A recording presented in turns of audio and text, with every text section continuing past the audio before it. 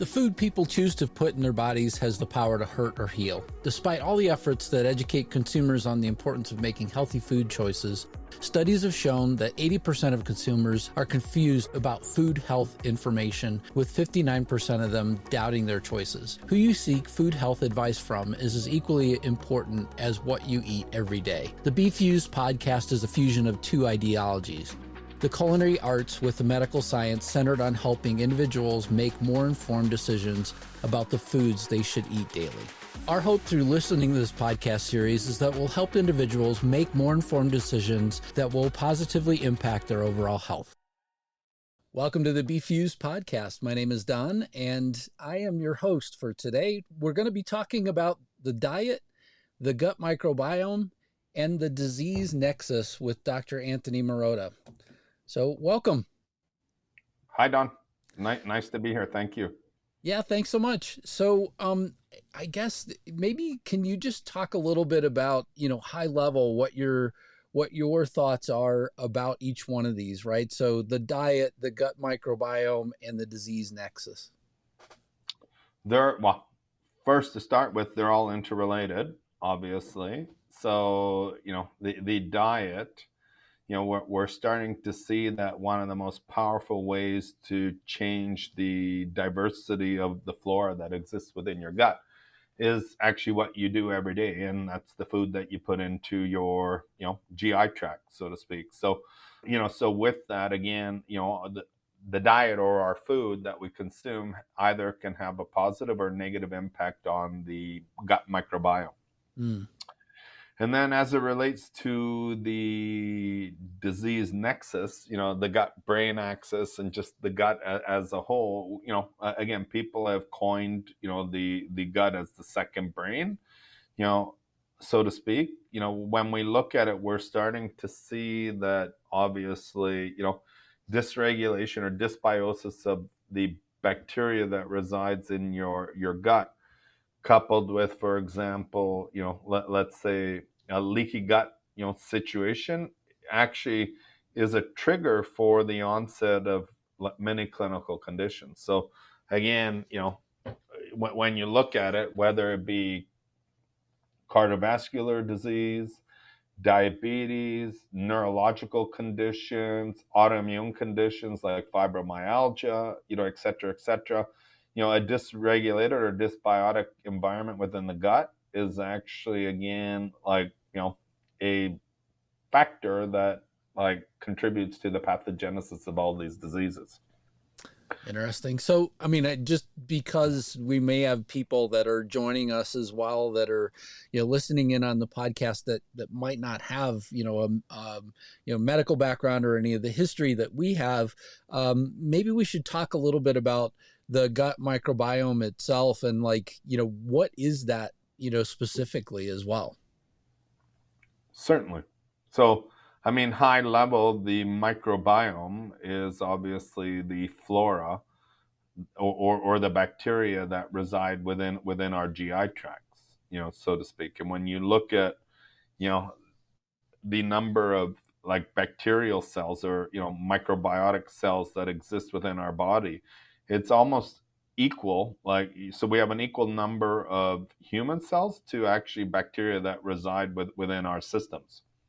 Wow. So, we're not just basically, made up of human cells. We have an equivalent number of bacterial cells within our bodies. And I think if I remember correctly, I can't remember how many trillions. I think it's 3 or 4 trillion human cells and, 4 trillion bacterial cells. Wow. Yeah. And so, this microbiome isn't just working on digesting food. It's doing, even more than that, correct? Correct. Yeah, we live in synergy with them. So they, again, they actually can induce certain hormones to be released within the gut. They can actually promote the activation of inflammatory factors.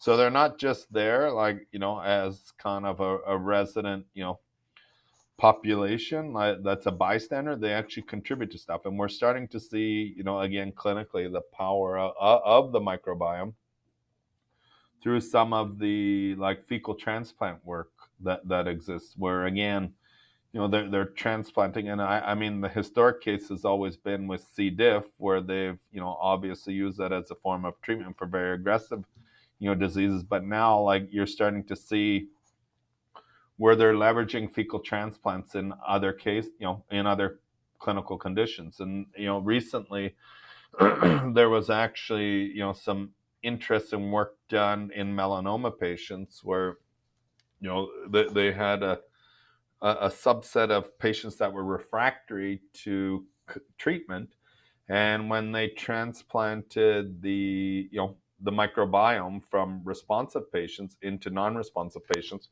those non-responsive patients started to respond to therapy. Amazing. So it's so the microbiome is doing much more than what we even know today, and obviously it's a very hot area of research as well. I've got to imagine in the future that we'll see more microbiome therapies hitting the market as well as we learn more about it. Yeah, and then in the very opening, you were also talking about the gut being seen as the second brain. Can you talk a little bit more about that as well? Yeah, you know what? Again, too, because of the gut brain axis, so to speak, and just to kind of keep it as a high level, again, the gut itself is so heavily innervated. It actually, again, so when I say innervated, the number of nerves that come into the GI tract, it's actually, the vagus nerve itself, which is one of your cranial nerves, innervates the GI tract quite, intensively. And so there's a big neural network that exists between obviously the gut, and the brain. And, we're starting to learn too. And by no way, am I the specialist with the gut. That's why we have gastroenterologists. But, again, just kind of quoting, them, like there's these finger-like projections that actually extend into the lumen of the gut, and actually surveil, or almost are like an antenna that surveil what's actually present within the gut to, for example, warn it, as a flight or fight type of response. Because again, we're getting obviously various factors being added into the gut, so to speak, when we consume food, and some of those could be for example, beneficial, and other factors could be detrimental. So the gut's very smart in policing what's interrogating and policing what's within what's within its environment. Yeah. Well, and I mean, I think all of us have sort of experienced, whenever you eat something and your gut goes into distress as well, that, sometimes it's just not exactly happy with the food that you've put No. in. And so it all of a sudden reacts. So, Yeah. yeah. Yeah.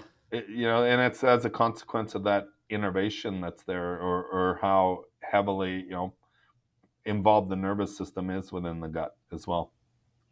And Hippocrates, also said, let food be thy medicine and medicine be thy food. I guess we're seeing more and more of this exploration. Either, I mean, epigenetics is one area that I know I've seen and heard a lot about, and then just in general, just the healing properties of food as well. Maybe we can explore that thought, as well. Sure. I mean, again, let's look at two different conditions: diabetes, manage your sugar, and then, for example, IBS with a low FODMAP diet.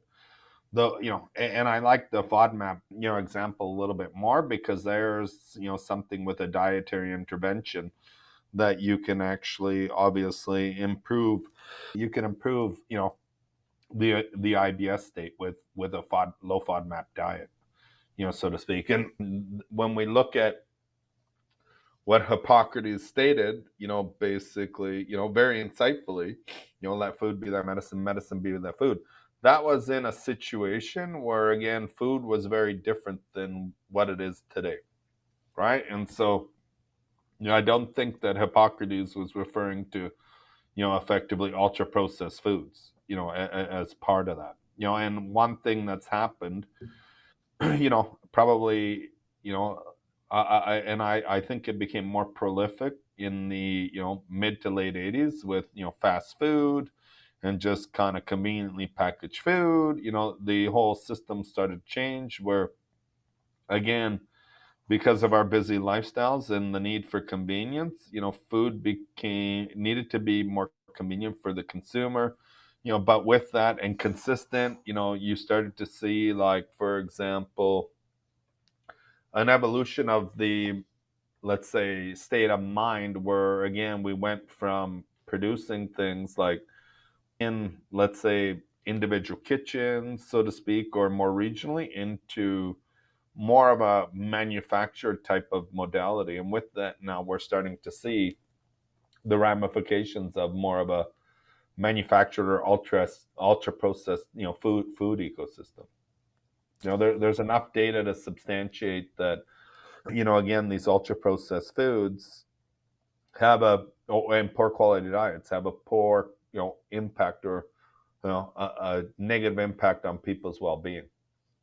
Yeah, and I remember in the town that I grew up in, we had a local, fruit and vegetable stand, right? So I mean, I didn't grow up, with a farm in my backyard. I grew up in Indiana, but there were lots of cornfields. No, there wasn't access to a lot of the other fruits and vegetables, at least where I lived, other than to go to a fruit stand. And then now you look at, okay, so you go to the store today and you have a plethora of places that you could go in the store, and you may think that you're eating healthy, and it's so challenging.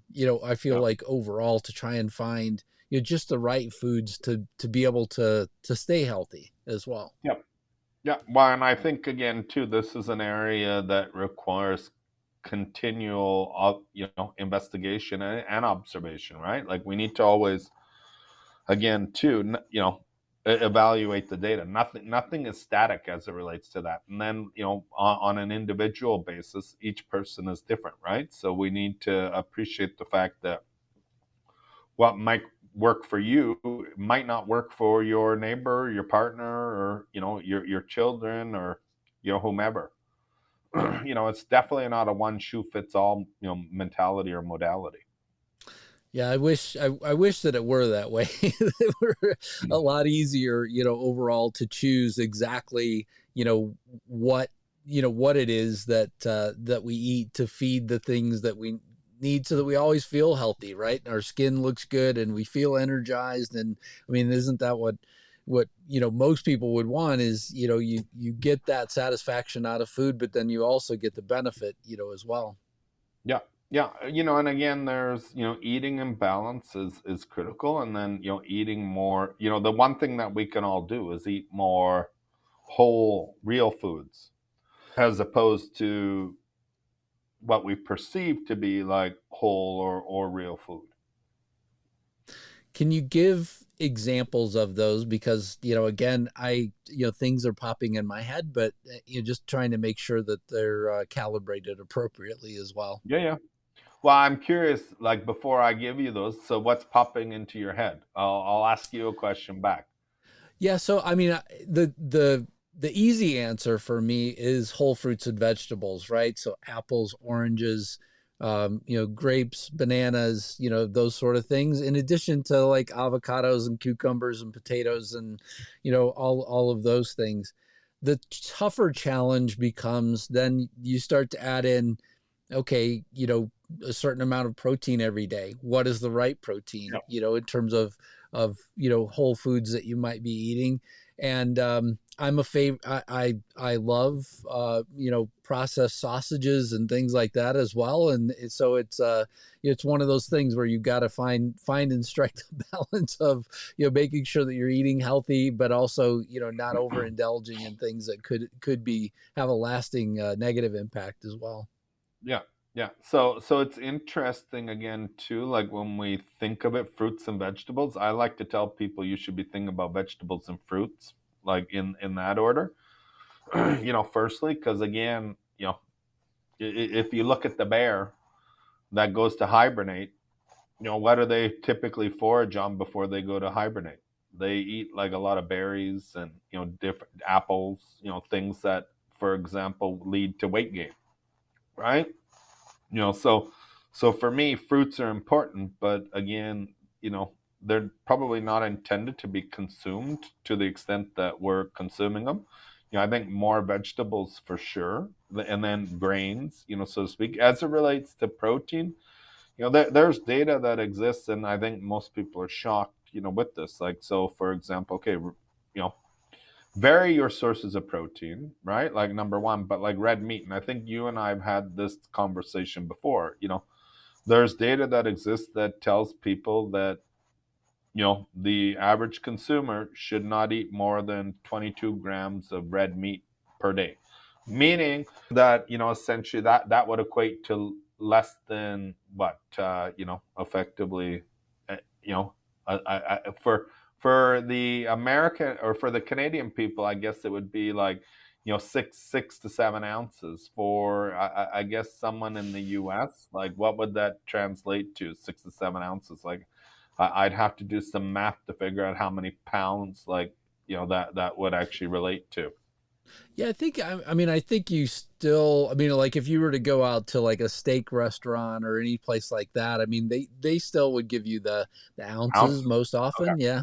Yeah. And just as an example for anybody that's listening in the US, right? A lot of petite steaks. So if you go for, you go out to steakhouse or whatever, where they're going to slather your steak in butter and put it on a grill and all that kind of stuff, 9 ounces oftentimes is what you wind up with. So what Dr. Marotta is saying here is that you're already starting with a portion with a petite steak that's one a little bit over sort of what you're talking about as well. Yeah. So yeah. Yeah, and then the other aspect too, again, something that's quite insidious, within our ecosystem is deli meat and processed meat. WHO put out guidance years ago that they basically tried to get people to stop eating it, but again, when you look at the recommended daily like amount, and I think you and I've had this conversation before, but I don't know if you remember or recall, like what's the suggested amount of deli meat that people should consume daily. I don't remember. So it's 2 grams. Wow. So Wow. each slice. So again, just kind of thinking of like a slice of deli meat, like typically from our end when we look at it, they're between 20 to 25 grams. So one slice is equivalent to what you should eat, within 10 days. So when you go to the store and you get like, a processed deli meat sandwich, you probably typically shouldn't have another one, for another like 50 days, Wow. just based on that math. Yeah, but the industry, like, and people pick apart certain things. So okay, yes, red meat, limit your consumption. Deli meat, like, limit your consumption. But again, too, like when I look at it, we're telling people now, eat more plant rich or plant based stuff, but there's some very bad suspects, obviously within that realm as well, of things that people need to avoid. And again, I think it's the processing, again, of food, that is something that we need to be critical of. Anytime you implement like processing, that's where, again, like, you're adding additives and different factors to stabilize it or to give it a certain taste or texture, kind of, feeling or appearance. That's when, again, the food is being, modified, so to speak. And that's where, again, we need to be educating people that, you need to shift your eating habits to less processed. Yeah. Yeah, and it's all the things that are running through my head are like from maybe middle school on, I can't envision any lunch that I brought from home having just one slice of deli meat ever. And it's actually quite insidious. You go into like a grocery store, and it doesn't matter like what grocery store you go into too. You could pick like the most like artisanal store, like, and again, like one of my challenges, again, that we've always faced when we're creating food through package, is sourcing of ingredients. Like, where people typically shop, on our end, we can't shop. because the products are just, again, ultra processed and, full of additives and chemicals. So, and I can taste it. I can tell, like, even from the texture. Huh. When Well, when you grab a product. well, it's good. I mean, I think you said before in the other episode, you said 7 years, right? Seven Yeah, years with Peckish of, tasting non-processed foods and, teaching your palate, hey, look, this is the way this thing's supposed to taste, not, yeah, yeah, and, I would imagine if I could go backwards in my childhood, because my mom grew up on a farm. I mean, she had very strong sort of beliefs in terms of like how you go and source food and where you get certain things from and what you should be eating. And she passed away, early on in my life, and so unfortunately, I didn't necessarily grow up with that very long, before all of a yeah, sudden I was in the sort of Burger King or McDonald's realm, not to bring up other brands, but just where my palate would have learned things yeah, as well. yeah. And you know what, too? Like, who knows what it was like, effectively back then. Like, I think, over the course of years, processing has just kind of come in and like, maybe made things more equitable for the manufacturers, so to speak. But again, it's constantly evolving, and I think, if I remember correctly, there's over 2,600 food additives and chemicals that are like cited as being like safe for human consumption. Wow. In my opinion, like, looking at it, like, there should be very few. Like, we have to look at alternate ways of processing, right? Again, so when, case in point, like, because again, on our end, when we produce, like, our volumes, again, are like at a certain level. And, because of food safety, you have to look at doing things with, manufacturers. And I remember, when they were looking at like taking on our like salad dressing line, they wanted us to like add EDTA and citrate and this and that. And I'm like, no. Well, how are we going to, do this? I'm like, freeze it. And they're looking at me. It's oil. You can't freeze it. I'm like, freeze it. Lo and behold, because again, there's some liquid component other than oil in there. It, yeah, sure, it like, it kind of forms like a gel-like substance, but it was fine to freeze it. And they were like, oh, they were amazed. It's like, okay, well, great.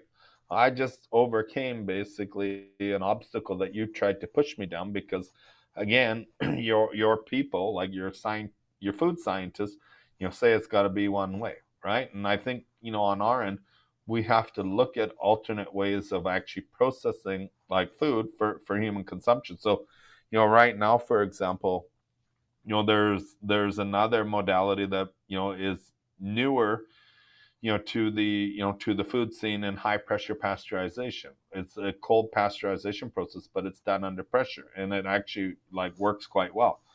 So we've been talking with some folks like that run the facilities here in British Columbia, Canada, about looking at the possibility. Should we do a study head to head, look at like processed foods versus like conventionally chemically processed versus HPP, and then let's look at like what happens to the biodiversity if you actually put people on like an HPP like diet or a minimally like kind of processed diet.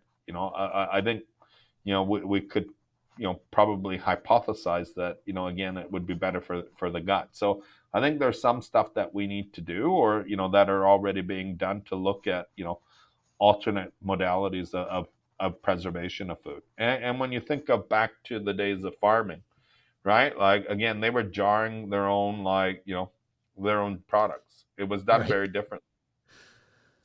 Yeah, I mean, my mom. I can remember as a kid. I mean, my mom would have cans as the end of a growing season would end. I mean, she would have, Yeah, cans all around the kitchen with different things that we would need through the winter, yep, that she canned herself, and yep, ready made stuff. And yep. yeah, Yeah, you know what? I mean, it's very different. At least you know what's gone into it. You know, you look at like, a lot of processed foods, and obviously again, like they're high in salt, but they're also, high in sugar, and they add fructose and just chemicals, and are those the things that we should be eating?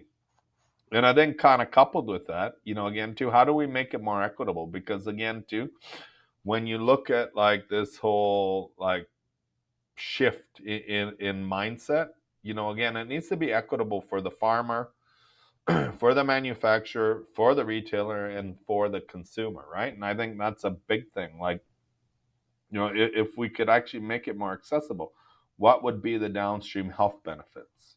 I'm sure like it would lead to improvements in quality of life. It would obviously reduce like the economic burden in the healthcare sector. I think we need to start like, doing these types of things, like, and evaluating it and getting the data to substantiate it. Very good. And then in terms of the microbiome and gut health as well, what are things in the current food environment that help our gut health?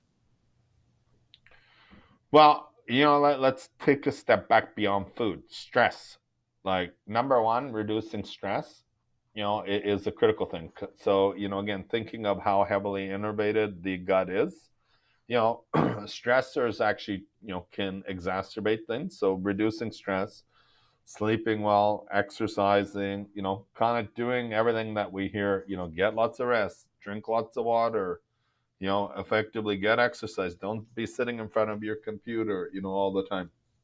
Eat properly, effectively. Don't eat subconsciously. Prime your gut basically for food. Chew it. These are all critical things. And then looking at, for example, what you eat. Like if you can't, the simple hard and fast rule is if you can't understand the ingredient, right? That you need a PhD or something to actually like read the label, you got a bit of a problem. And I think you need to look at, because and there's some labeling changes coming, through the works where they're going to put more details, for example, on the front labels, basically to warn, people about what they should and shouldn't be doing. Actually, you've seen it in some Latin countries, but again, you need to look at the back label, right? Like look at the ingredients, look at the nutritional panel, and then look at basically what the brand is telling you. Does it all kind of coalesce together to create a unified story that makes sense to you? Because again, it's very easy to say something's better for you, right? But you need to look at like what you need to lift up the hood and look at what's under the hood, so to speak, in the product. And I mean, the unfortunate thing is that I do feel like you have to take some personal responsibility for it as well. And it's kind of unfortunate because I feel like, hey, if you go to the store and you kind of stick to the aisles of the store that really should be healthier for you and, less processed foods, there's what I hear you saying as well is that that's not necessarily, going to result in the best thing. You still got to look at the label and understand, Yeah. overall, what's it going to do to your health. Yep. Yeah. Again, too, I think where we see things migrating to is that each individual is taking more control of their health, right? Like even for example, again, like the relationship with the your clinician or your dietitian or like your naturopath or whoever you see, you know you're in control of that, right? And I think one of the exciting things that I think will happen, like, and you're already seeing it, is the use of wearable devices, where again now like you're putting the control more into the patient's hand, where again we'll get to a point where we'll be able to monitor things more routinely with wearable devices. And I think the person needs to be in control of their well-being. It's your body, it's your right. You need to control what you do. And I think again, you need to know where to get your quote unquote information from. Yeah, Like you and I've had this conversation as well. I mean, I wear the one bracelet that's on my right arm because of it tracks sleep better than my Apple Watch does, Yeah. so Yeah. for that reason, I charge my Apple Watch and I wear something else for, just continual activity and sleep monitoring and things like that, because I'm somebody that gets into these rhythms where I'm not resting enough. I'm continually thinking about things that are happening, in podcasts or, in my daily consulting life. And those things, keep me awake. And so, it's nice to have something that occasionally will say, hey, wait a minute, we've noticed, continually over the last 3 days, you're not sleeping enough. You need to, Yeah. spend a little bit more time resting as well. Yeah. Yeah. And you know what? Again, those kind of early like triggers, like, again, you might not be, aware of it subconsciously, right? And those alerts basically from your device will make it more, prevalent to you or apparent to you that you need to, course correct, so to speak. Yeah. And I think this is the future state, like of of medicine, where it's going to become more of a digital transformation where, again, you're putting the tools in the hand of the individual, and then, it's a different interaction with your, your primary care physician or your specialist, so to speak, or even your, again, your dietitian or your life coach. Right. Yeah. And I think, I mean, I just, for me personally, it's nice to have those moments where, there is a guardrail somewhere. Yeah. Because oftentimes I will test the limits of, can I go this far or not? And, whether it's exercise, I love to intently exercise and, just, really spend a lot of time at the gym and, feel like I've done a lot. But at the same time, is my body in between those exercise moments or even meditation moments or whatever, is my body getting what it needs or not? And I don't think I'm always the best gauge of that. It's having a device remind me that, hey, you honestly need a little bit more rest before you head to the gym again, because you just went and were crazy for an hour and a half. Yeah. Yeah. So yeah. Yeah, no, absolutely. And again, I think that's the beauty of technology. It will help us optimize our health, and possibly hack it too. Right. Yeah, I look forward to those days. What about things that are our current food environment hurts our gut health? Very simply put, processed foods, Okay. Well, that was right? a quick and easy answer. Well, and and again, the one thing that we need to be mindful of there, though, is that again, everyone is uniquely different. So, like, even categorically within the whole processed food realm, like, there's things, for example, that might like be okay for people to consume, but if you have an ailment, what might work for one person might not necessarily work for, the other person, right? And so, I think the case in point there is when you look at the dietary, routines of like a colitis like patient. So someone with like Crohn's versus colitis, the diets are slightly different, even though it's a GI related, obviously, issue. Yeah. Yeah, definitely. If I mean, for sure, anybody that has a known ailment should be working with their physician as well in terms of, any sort of major dietary changes, because you might wind up triggering something, Yeah. as well that wasn't intended. Well, and that's the thing. Actually, it's really important to work with the right healthcare professional, right? Hmm. Whether, again, it's a dietitian or a nutritionist. Obviously, the dietitian is probably, the most well versed, like from an education standpoint. And then, because again, you got to look at the training, right? They're like specialists. Dietitians are specialists within like certain clinical areas. Then you have like nutritionists, you have holistic nutritionists, you have life coaches. Like, at the end of the day, like, you want to be working with, obviously, the right person. And just because someone looks a certain way, right, like that they're fit, doesn't necessarily mean that they're qualified to give you like, health advice and dietary advice. Yeah. Yeah, especially, I mean, to go back to the thing that you said earlier, right? That we are all different. And just because somebody found something that works well for them doesn't necessarily mean that they understand everybody in Yeah. totality either. So, Well, and you know that clinically, like again, too, like, you know, each patient is different. And, you know, again, sometimes, you know, with certain ailments, right? Like, or within like a particular disease, again, you know, you can broadly categorize them, but again, like the pathogenic or molecular root that gave rise to that disease may differ. And with that, then the corresponding treatment regime will differ, you know, as well. yeah, absolutely. Well, Dr. Anthony Marotta, thank you so much for joining me again on Be Fused podcast. I greatly appreciate your being here and providing all this great information. Thanks so much. My pleasure, Don. Thank you very much. Have a great afternoon. You too. Thank you for listening to Be Fused. For complete details about this podcast, including show notes, how to get in touch with the guests, and more episodes, please visit www.projecthealthyhuman.ca. If there's someone you'd like for us to invite to the show as a guest, please let us know by sending a message at the podcast website. Please click subscribe in your favorite podcast app, share and tell a friend about it, and last but not least, rate the podcast. Thank you again.